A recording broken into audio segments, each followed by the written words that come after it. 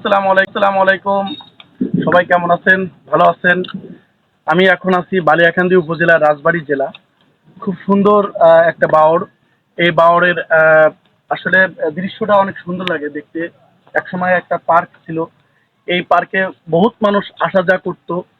তারপর ওরা নিজেরাই উদ্যোক্তা নিয়ে আপনার বড় একটা পুকুর তৈরি করছে। এখানে মাছের চাষ করে। তারপর অনেক ধন্য একটা লোক সে।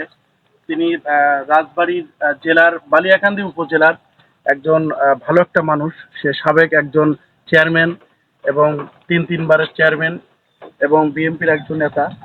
এবং আমরা এখন বর্তমান অবস্থান করতেছি বালিয়াকান্দি উপজেলার রাজবাড়ী জেলাতে। তো আকাশের ওয়েদারটাও একটু খারাপ আছে, নিঝুম আছে।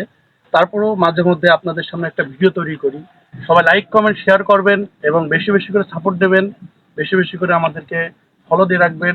এরকম ভিডিও আবার আপনাদের সামনে তৈরি করব।